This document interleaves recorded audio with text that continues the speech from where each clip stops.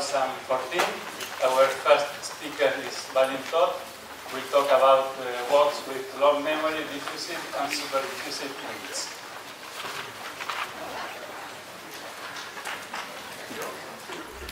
And you see my title. So my plan will be, of course, time is very, very short. My plan is first to show you some examples of random walks and type of diffusions which should be long memory, which I'm interested in, and some results which are, as you see, in some cases diffusive, in some cases super diffusive, and very, very little about, okay, the results and some ideas, but probably very little will go through from the ideas of proof, because time is short, but anyway, maybe a sample.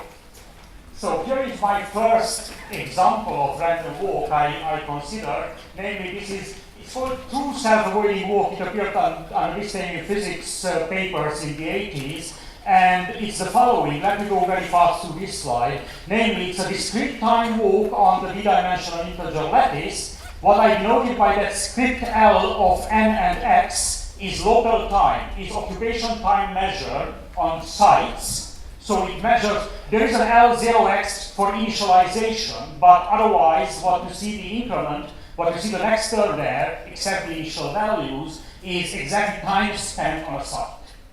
And pick your favorite positive increasing function, which will act as a, which will govern the self-interaction.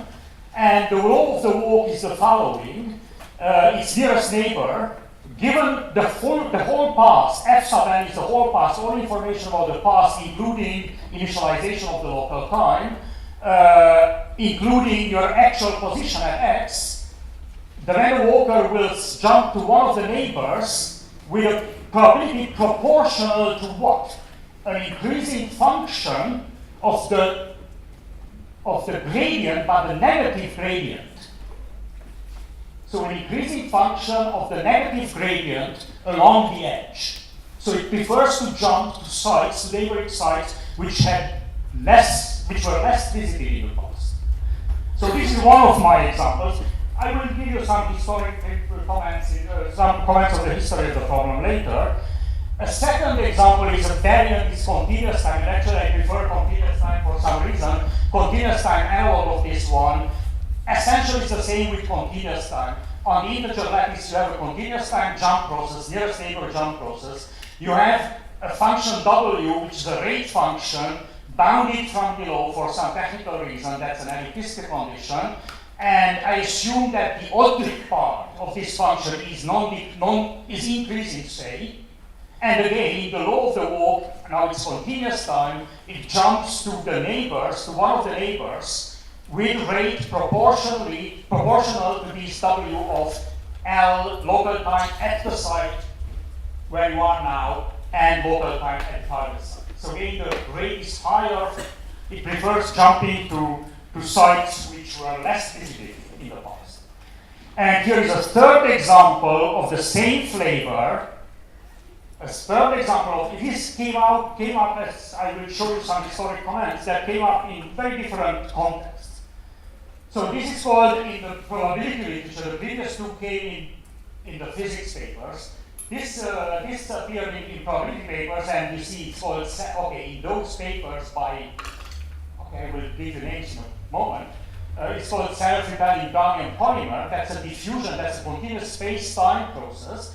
Again, the process is continuous time and on Rp. By L's of T and A, now I denote the occupation time measure.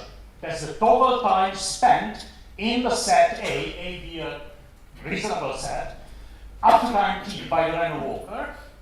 Now it's very important that this function will play somehow the similar role as the W before, but I have a very important constraint. So this V will be an approximate identity, an approximate delta function, right? I assume it moves, I assume it decays fast, and what's very important for some reason, that I assume that it's of positive type. Positive type means that its Fourier transform be positive, right? We don't see yet why this is so important, later you will see it. And I certainly prefer to think about a very concrete thing instead of these abstract, so think about e to minus x squared, that's certainly good. and denote by f the gradient of this function, b. And now you see my process on the next slide. Now the process is, okay, it depends on your taste, which definition you prefer. Certainly I prefer the last one. The last, and these are three equivalent definitions. The last one will give you a stochastic differential equation, not Markovian stochastic differential equation for x, namely dxt is a Brownian plus the drift. Now what is the drift? Take your local time, convolve it with the smoothing function. Convolve it with the smoothing function because local time is too wide, you can't differentiate it. So make it smooth by convolution with e to the minus x squared, say, and take the negative gradient of this. So that will be the push local drift of our process. And this is a stochastic differential equation which has a unique strong solution under the conditions I gave.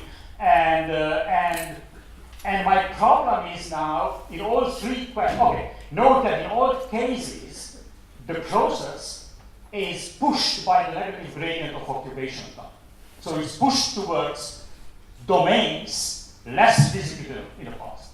And the long memory builds up from this. This is a very natural, for example, okay, just to let me give you a possible application. I'm not in a full applications, but I certainly know that what in biology is called negative chemotexts, where biological population is pushed away after some time spent in a domain, is pushed away because there is no food left there or something like that. So this is sort of mimicking that type of motion. But anyway, mathematically it seems to be interesting. And my question in all these cases will be whether this random walk or these diffusions, how they behave on long time scale. So do they behave diffusively? Of course, you don't expect sub-diffusive behavior because there is a self-rebalance in the trajectory. So you expect either super or diffusive behavior. So that's the question I asked. And just trust me that it's not an easy question because the long memory is built up in a natural way, and these classical probabilistic tools about mixing and all that don't help at all because I'm not controlling. Okay, so this is one set of random motions. I have been interested for many years. And let me give you some history as I promised. Namely, it's very interesting, as a history of ideas, because there are two roots of this story. One in the physics, and one in the mathematics or probability literature, as you see, and essentially parallel and almost at the same time, and these two groups actually didn't know about each other working on or asking similar questions. So the random walk, what they call the true self-avoiding random walk, appeared in the first paper was this famous one by Daniel Amit, Giorgio Paris, and Luca Pellicchi in '83. These are very good names or very well-known names in theoretical physics of resolver systems. And many, many more papers in the 80s, physics papers, very, very clever things, good ideas, results, called results, which we call conjectures. Anyway, so there are lots of papers there. And there is another root, or another set of papers which could be considered as roots of this problem, namely this, I will refer as TSAW for the true self-avoiding walk, and as SRBP, that means self-repelling Brownian polymers for the continuous object, for the diffusion object. So, as far as I know, the first paper where this, not exactly this model, but the first relative of this model appeared, is a paper of James Norris, Chris Rogers, and David Williams in '87. Then Rick Durrett and Chris Rogers had another one, and maybe this could be called, this paper by Durrett and Rogers, as indeed the predecessor, so where exactly this type of problem is asked. And many more papers, you've seen two of them, but there are many more in the probability. Various results and difficult techniques applied. And so. Okay, now let me show you some of the conjectures. Now these conjectures in the physics literature appeared as, I have to check my time already. So they claim results, but we know what that means. And now it's great ideas there. So it's just no proofs. And what they apply, this Parisi and others, what is called the renormalization group argument, or scaling and renormalization group arguments, which are convincing but by no means mathematically acceptable or rigorous, right? And by these sort of arguments, back in the 80s, the following things were stated in the physics papers. Namely, that of course, the behavior will depend very much on dimension. In the lower dimension, the effect of this self-repellence, or the self-interaction is stronger in low dimensions. So what is expected, or what was expected, what was stated, is that in one dimension, the natural scaling order should be time to the 2/3. And there is no guess at all, even in the physics, no great physicists guess about what the limiting distribution should be, just non-doubts, because it's totally different from ours. But the scaling of time to the 2/3 was sort of deduced by not very difficult scaling argument, by the way. And maybe not in the same paper, but in one of these papers I mentioned, or some others, in 2 dimensions, it turns out that 2 is the critical dimension of the problem. Namely, that in 2 dimensions, you have to add some multiplicative logarithmic correction to the diffusive scaling, and the Gaussian scaling limit is expected. Of course, everybody knows that proving the Gaussian in the critical dimension is the most difficult. No way. But and what's very interesting to remark that even in the physics in which there was controversy, there was controversy about this exponent, the power of the logarithm. And in 3 and more dimensions, and that was done in or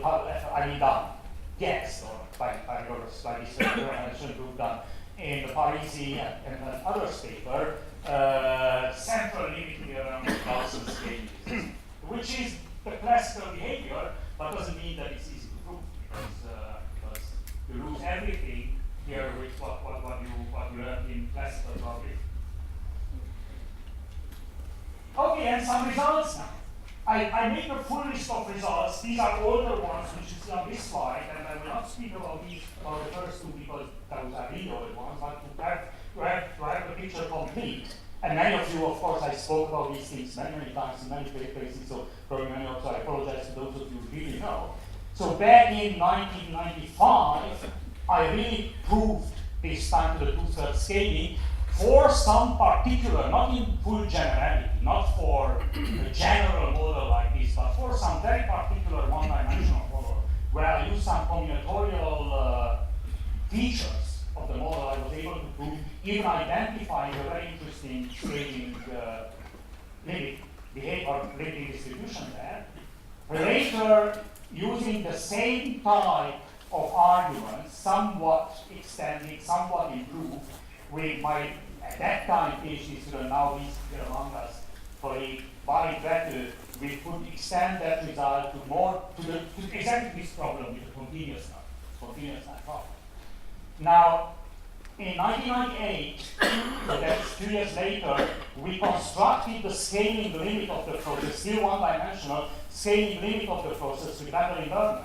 And actually, why I mentioned this result, I very much like this one, is that in this paper, we had this what's today called the Brownian-Webb construct. We didn't give this name, this name was given later by others who did not check. So this Brownian-Webb was constructed in 2-dimensional space-time, and this process was a very strange thing. I tell you in 2 words. Take the Brownian-Webb, this is a coalescing tree fully filling the 2-dimensional space-time. Going in 1 direction, but it's a tree, so coalescing Brownian motions and fitting an uncountable number of Brownian motions which are erased from all points of space-time and points. Now we have this one.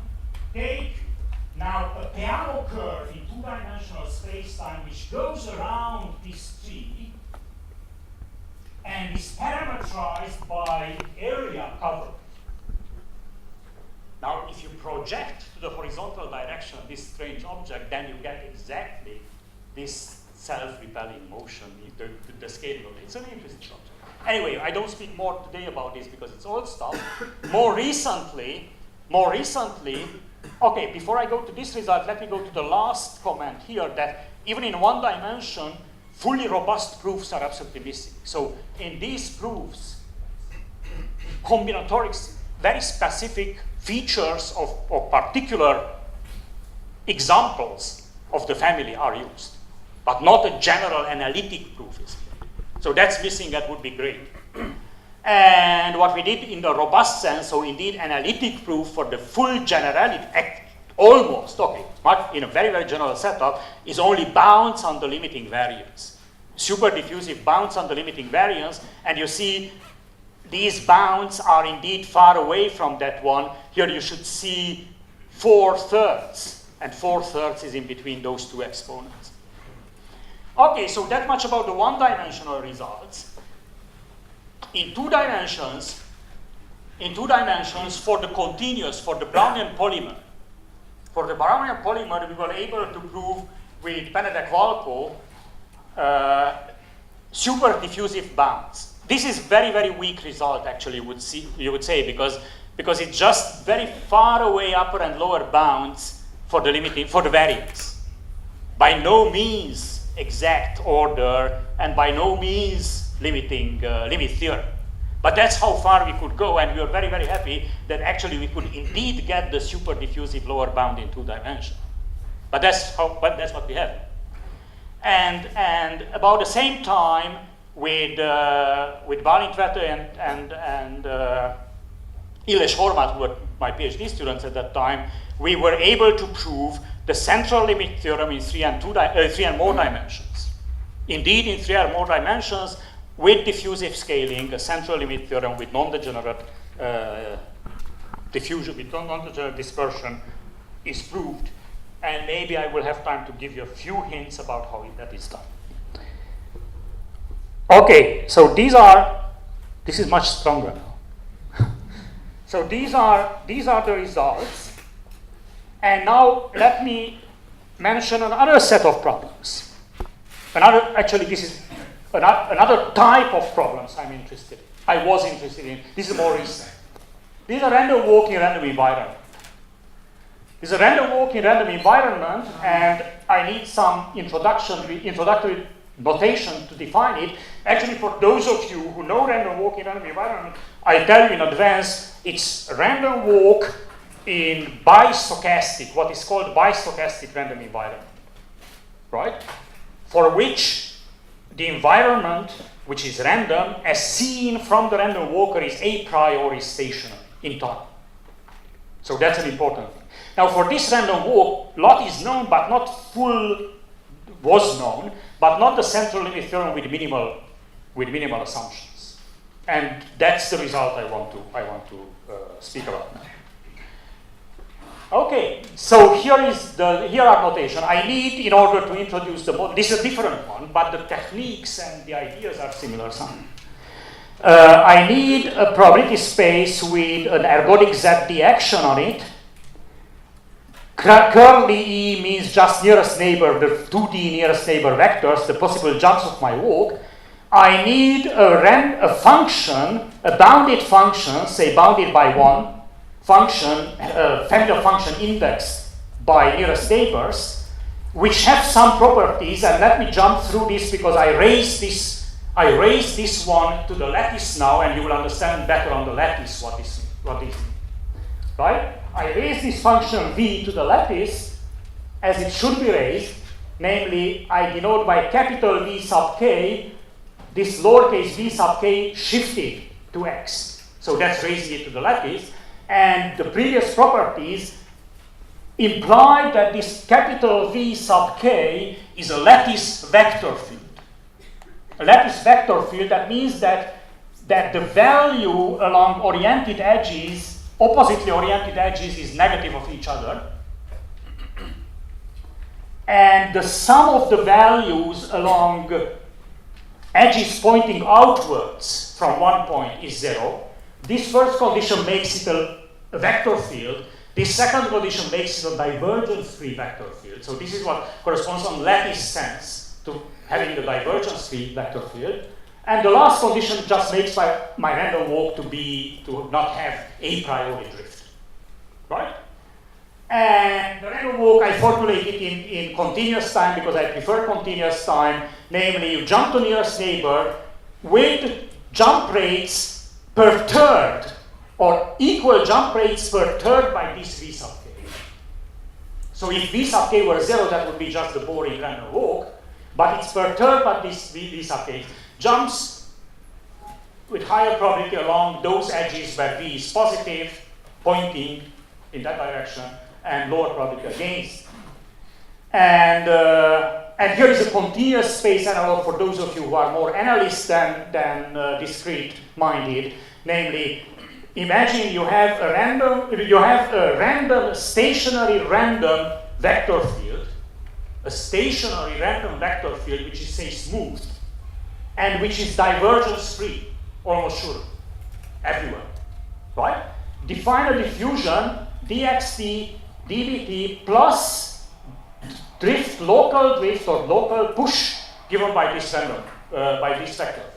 This is a good, a sort of model of particle drifting in a flow, in a, say, turbulent flow, a stationary, incompressible turbulent flow. So that's, and again, the problem is the same. How it behaves in a long time. Is it diffusive? Is it super-diffusive? Is it sub-diffusive? How it behaves in the long time. I'm sorry, I need a technical page here. Namely, because there is a condition, which is a famous one, which is this H-1 condition.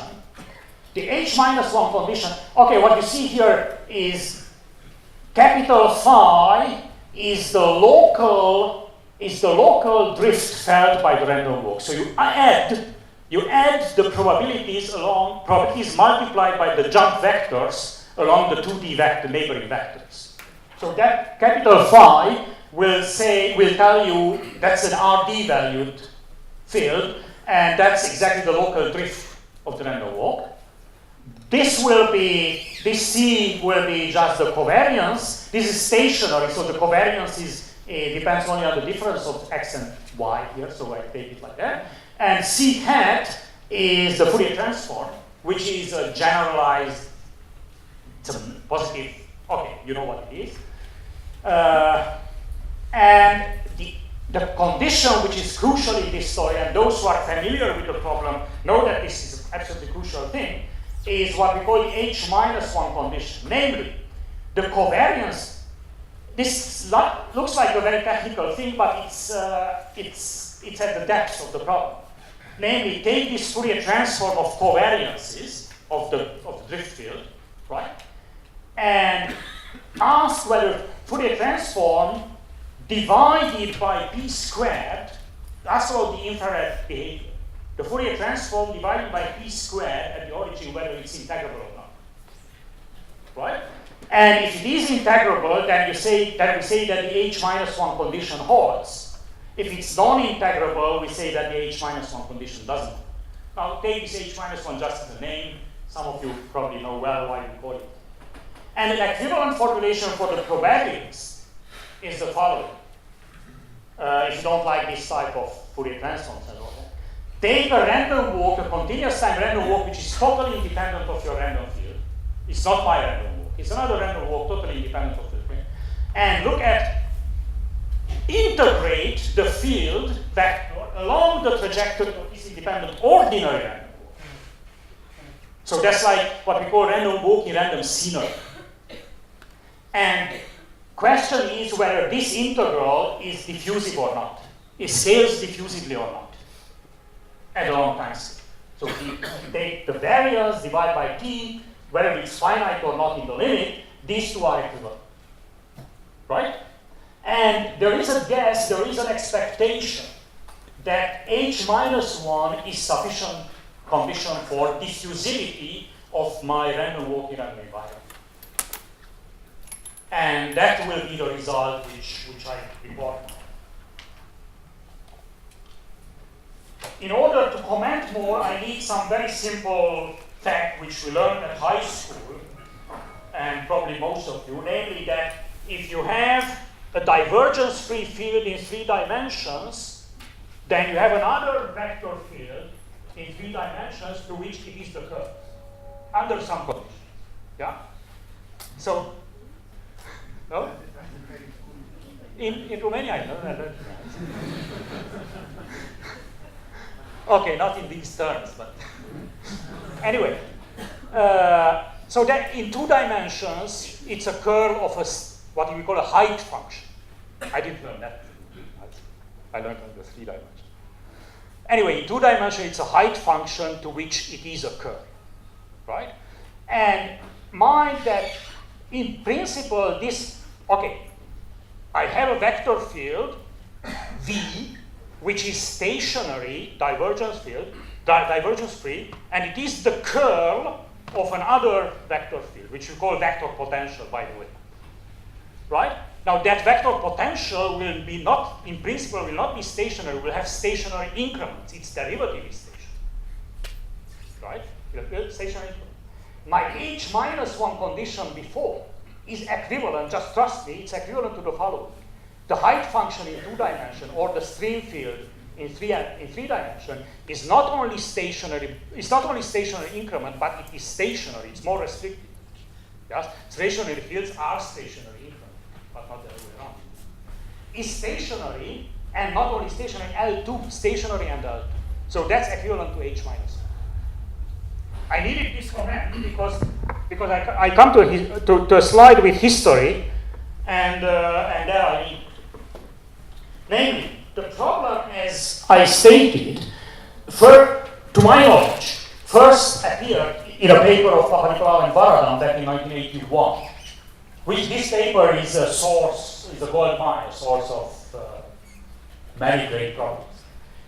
I don't think they proved diffusivity or anything about this problem in that paper that problem here. Later, some years later, Osada proved the central limit theorem for the continuous spacetime, for the diffusion problem, in the particular case when the stream field is not L2 but L infinity, bounded. It's restricted. Now, about the same time, there was this very famous paper of Sergei Kozlov, which appeared in Uzbek Mathematический Nauk in 1985 and probably 1 year later in English translation. And many of you know well this paper. It's a famous paper. It's a long survey paper about random environment homogenization and all that. It's famous for having lots of great ideas, lots of great problems in it, and some incomplete proofs. And in that paper, this problem is considered, and actually it's claimed, under some condition, it is claimed that the central limit theorem is proved, but actually what's indeed proved is the lattice version of Osada's theorem. Right? Later, Oehlschläger, who was, I think, Hermann Rost's PhD student at that time, proved the full strong theorem under minimal condition, only assuming L2 square integrable stream field. He proved the central limit theorem for the diffusion problem. That's a very great paper. It's very, very difficult reading. It's all these speeding techniques and cutoffs and all that, and it's very difficult reading, but it's a full proof. So the techniques he does is cut off, reduce it to Osada, and control the error symmetry. But it's very, very difficult. And it turns out that it's not transposable to the lattice. This proof simply cannot be transposed to the lattice. That's what I learned from Stefan Olla and Tomasz Komorowski, who reconsidered the problem and proved again, okay, there are many proofs now of this L infinity, but gave a different proof using this so-called strong sector condition of Varadhan's. And the latest word, till say last year, was said in this is a book, Grundlehren der mathematischen Wissenschaften by Komorowski, Landi and Olla, about all this Kipnis-Varadhan type of theory and all applications. And they have a chapter dedicated to this problem. And what they prove is the following: if the stream field mind what's written there, is either in 2 dimensions slightly more than L2, anything big more than L2 is good, delta must be only positive, or in D dimensions, the spin field be LD. Yeah? But the expected behavior is that, okay, the natural thing to expect that L2 suffices. Right? And here are results now. First of all, a super-diffusive result with Benedek-Walko is the following. Take the 2-dimensional continuous the diffusion problem, but in a very particular field, which is natural to choose. Namely, in 2 dimensions, take the Gaussian free field, which is a generalized field of stationary increments, right? Smoothen it, convolve it with your whatever favorite smooth e to the minus x squared, whatever favorite local approximate delta to make it smooth, to make it indeed a smooth field. So if you convolve the Gaussian free field with an e to the minus x squared, say, then you get a smooth field, scalar field in 2 dimensions of stationary increment. Take the curve of this thing, in 2-dimensional curve, and random walk or diffusion driven by the drift, local drift driven by this vector. This is something like that if you want to imagine. Take the Gaussian free field, convolve it with a smooth function in order to make it smooth. And this random motion tries to go along the level lines of this field, but it's perturbed a little bit by the boundary. Right? And what we prove is again that type of upper and lower, super diffusive upper and lower bound. What we expect is that the true order is t square root of log t, but we can only prove that. In these super diffusive bounds, always the lower bound is interesting. The upper bound is almost trivial. The lower bounds are interesting. And the more recent result, so this is a super diffusive result, and the more recent result in any dimension, and Gadi is not here, he was supposed to speak now, but Gadi is here, good. So this is joint with Gadi, and it's not yet uploaded, but hopefully it will be in very short time. So we were able to prove indeed the optimal result, namely that h minus 1 suffices. That under h minus 1, no matter what dimension, if h minus 1 holds, you remember what h minus 1 was, then indeed in the lattice now, so it's not only Erschlager. Erschlager's was valid, the proof was valid only for diffusion. Actually, our paper is not for the lattice case. We can do it for diffusion as well, and it simplifies, so it makes Erschlager's result more transparent somehow. But anyway, so h minus 1 suffices indeed, which is hopeful. It seems to be the strongest result. I think I didn't start very sharp. Did I start very sharp? 7 minutes. That's good. Okay, if I have 7 minutes, then I don't have time to go through the ideas in both second problems. So let me go to the latest one, to the random walking random environment problem, and just give you one input. Right? Because there is a novelty there which I want to mention. So skip this one because this is about the self-repelling Brownian polymer, and it's interesting but too technical to be understood. And let's go to the random walking divergence-free random environment. So that long acronym is almost longer than the word itself. Anyway, the environment seen by the random walker. The environment seen by the random walker is the following. You have in mind, I started with a probability space with a shift acting ergodically. Right? Now, shift your omega. This omega encodes the random environment. Shift it so that your origin is always where the random walk is situated. In this way, you have, so this environment seen by the random walker, this is, and we know well, this is an old trick, so this is used all over in random environment problems, is a Markov process on that probability space omega and the original pi, which was a priori stationary. I mentioned in the beginning that it's by stochastic random walks keep the a priori measure stationary in time. and ergodic.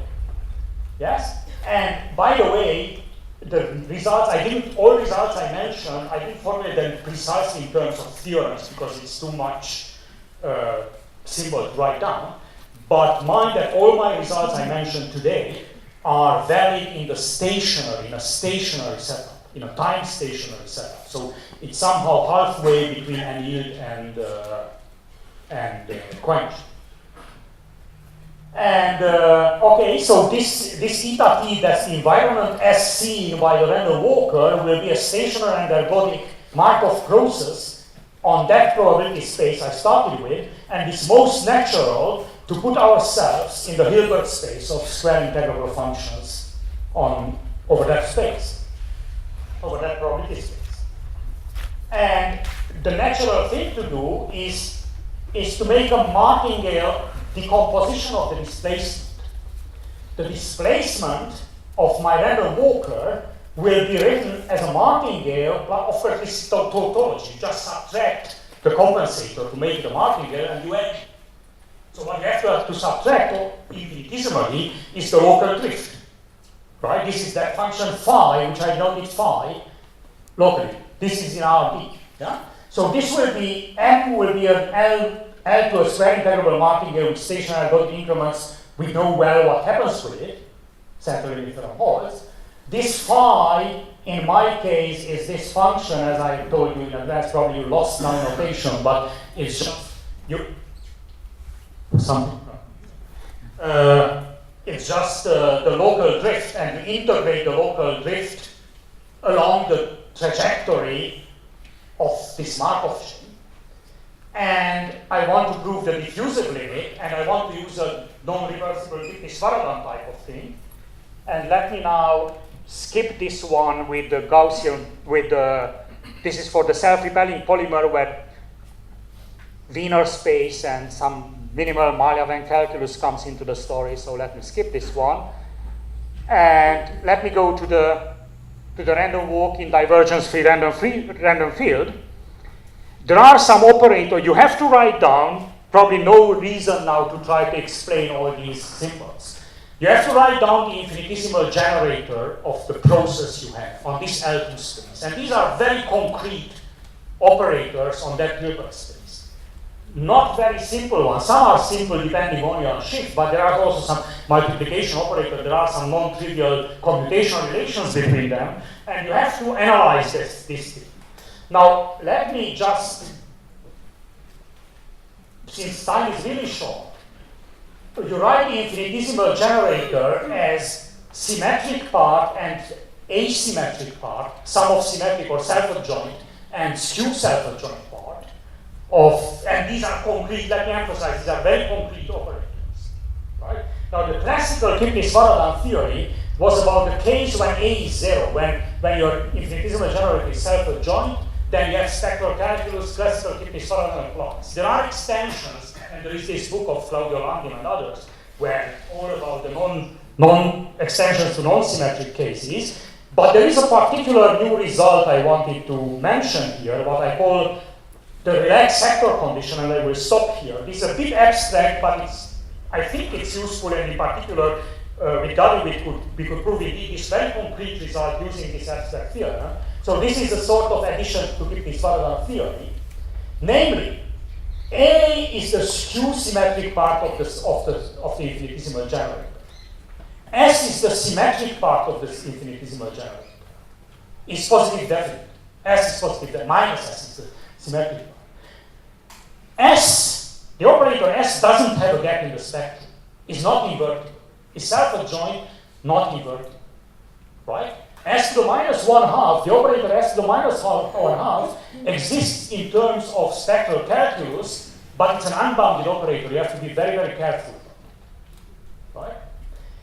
In principle, and actually in concrete cases, you want to understand this operator, S to the minus 1/2, A is the asymmetric, skew-symmetric part, S to the minus 1/2, but it's between quotes because you have nonsense objects here. This S to the minus 1/2, you have to be very, very careful how you define. What happens is the following. In natural cases, when you have concrete operators, you can define it dense there is a natural way to choose a dense subspace in your Hilbert space where it makes sense.